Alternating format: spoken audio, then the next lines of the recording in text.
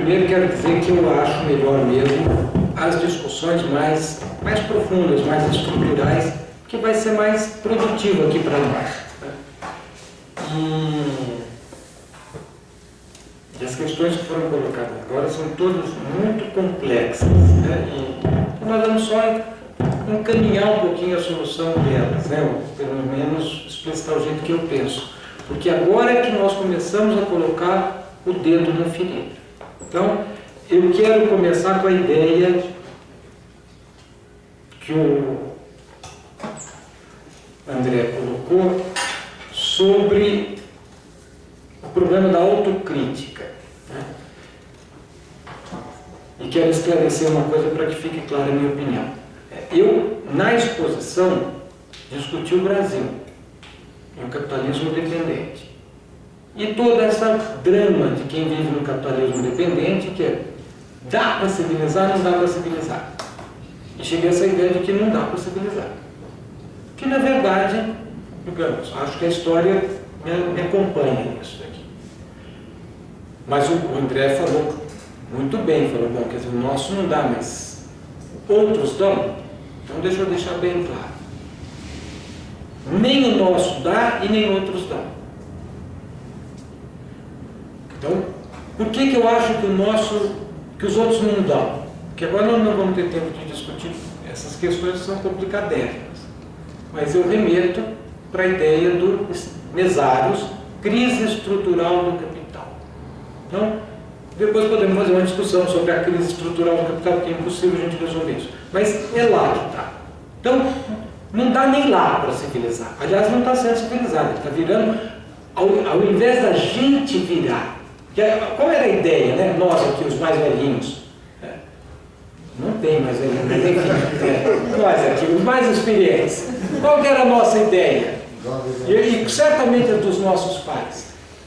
Que talvez o subdesenvolvido viraria desenvolvido. Na verdade, o que está acontecendo é que o desenvolvido está perdendo o controle e está começando a apresentar, com outras características, problemas de subdesenvolvimento, de dependência, ao contrário. Então, só para deixar bem claro, nunca deu aqui na periferia, e como diria o nosso presidente, hoje mais do que nunca não dá de jeito nenhum, porque nem no centro dá. Só para deixar isso claro. Por que eu acho que não dá, André? É só para deixar essa ideia da teoria do imperialismo dos anos 30 tal. O Marx é muito anterior e eu acho que a leitura que ele faz do capitalismo é absolutamente correta. O capitalismo é uma máquina de produzir riqueza e pobreza. E isso é intrínseco ao capitalismo. Isso pode ser atenuado temporariamente, mas a máquina funciona desse jeito. Bom, e é essa a reflexão, no fundo, do Mesários, que resgata, né, a ideia do Marx e tenta atualizar isso daí.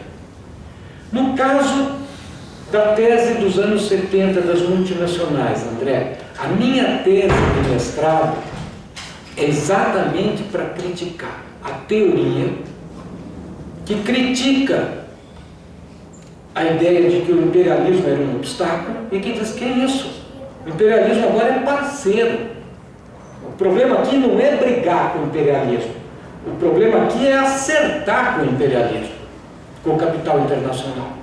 A minha tese de mestrado é para mostrar que eu acho que essa é uma leitura equivocada e o mais paradoxal é que as coisas aqui eu alertei no começo, né? Pouca conversa, a gente quer conversar, todo mundo aqui gosta de conversar, o que é muito bom, então a gente não consegue esclarecer tudo, né? Mas o programa democrático popular tem uma ironia, porque nunca foi escrito, não existem teóricos do programa democrático popular, mas se existisse, qual seria a teoria que fundamenta o programa democrático popular do ponto de vista econômico?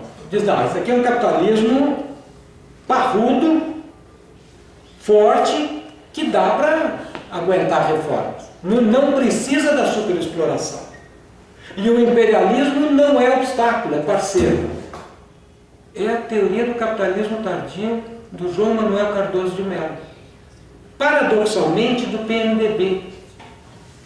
Era o ideólogo do Ulisses.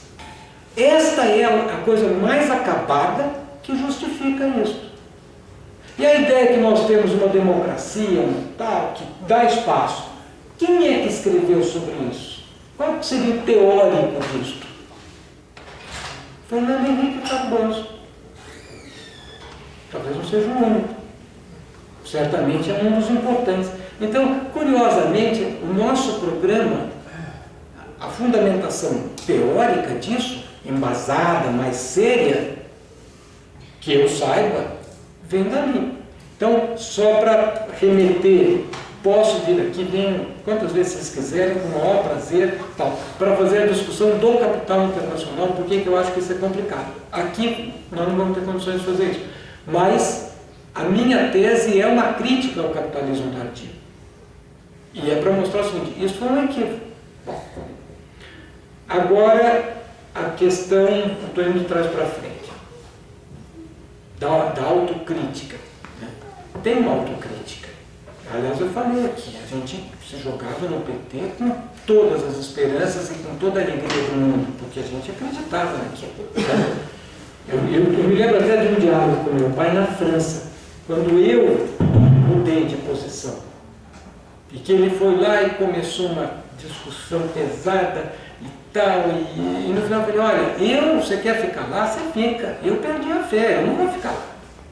Eu não acredito mais nada daquilo. Então teve sim para mim um momento, que é subjetivo. Quando que caiu a ficha, e eu já conversei, essa tua pergunta comigo, eu também já fiz com muitos petistas.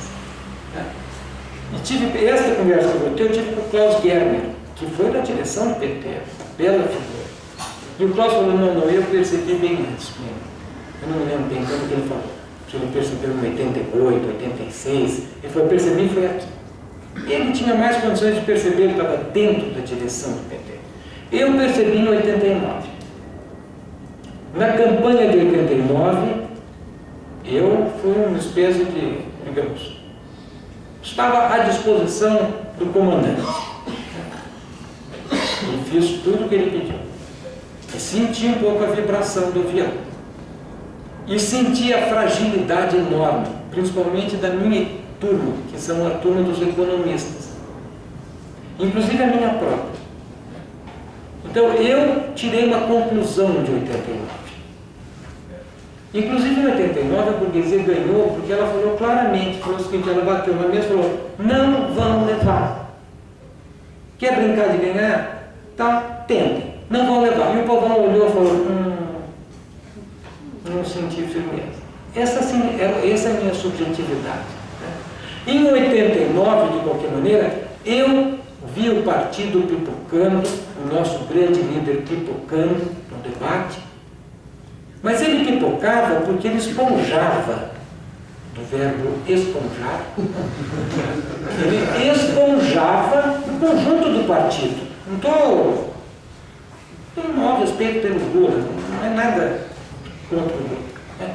Ele espelhou o que era comum. Eu olhei aquilo e falei, mas nós não estamos nem começando a entender qual é o jogo. Essa foi a minha percepção. Eu tenho que entender o Brasil. E eu me organizei, fui para o exterior, fiquei 3 anos lá, li todos os clássicos, que eu não tinha lido bem lido, para valer, Florestan, Caio Prado, Furtado, né? Fui fundo e vim com uma outra análise que não é esta do Programa Democrático Popular e tentei, com as imensas limitações, ir escrevendo para suscitar este debate. Por isso eu fico muito contente de estar aqui. Porque o que a gente quer é debater. Né? Quem escreve quer escrever para ser rebatido, para ser lido, para ser contestado, para melhorar a argumentação. Então, mas evidentemente, isso não foi. Não era o momento, ninguém queria discutir isso. Então, eu cheguei a esta conclusão. E mais, eu acho, na minha subjetividade, que a direção do PT também sentiu que nós não tínhamos força para mudar o Brasil. Do mesmo jeito que eu senti. Só que eu cheguei à conclusão que então nós temos que ir mais fundo e construir força para mudar o Brasil. E eu acho que a direção do PT, entre 90 e 92, 93, foi cristalizando a ideia: se não dá para mudar a ordem, nós vamos ser a esquerda da ordem. Essa é a visão que eu tenho. Inclusive, isso tem coisas práticas. Por exemplo, o programa do Collor. A crítica do programa do Collor. Programa Nacional do PT. Eu fui chamado pelo Zé Dirceu, na sala de aula. Sai e vem para a TVT, para fazer a crítica ao Collor. Uma crise no partido. O Aloysio Mercadante, pum. Não, duas falas. Ele vai bater muito forte. Então foi a do cravo, a da ferradura. Nós ficamos uma época na cravo e ferradura. Depois nós resolvemos só bater, para alguns no cravo, para mim só na ferradura. Aí temos as nossas divergências. E foi isso. Então, a minha ficha caiu em 89. Tanto que quando eu voltei do exterior, passarinho na muda não pia, eu já não aceitei nenhum convite da direção e, na verdade, militei na esquerda do partido e já, digamos, com outra perspectiva. Bom, agora as últimas duas questões são dificílimas para a gente responder nesse fim de debate, que é o problema da democracia.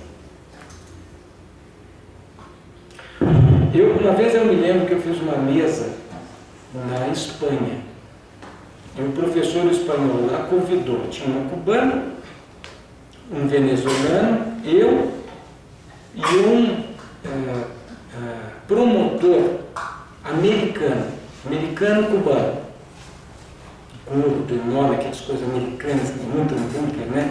Não é um gordo natural, é um gordo patológico e tal. Bom, e o homem era um anti-cubano completo. E foi para cima de Cuba.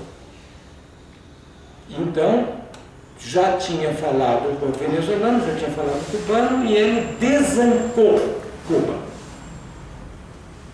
Com uma certa razão, porque tem problema de liberdade em Cuba? Tem, mas aí chegou a minha vez. E já que é para fazer o debate, vamos ser honestos. E eu tive que reconhecer, tem problema de liberdade em Cuba? Tem. Mas tem menos do que na Venezuela.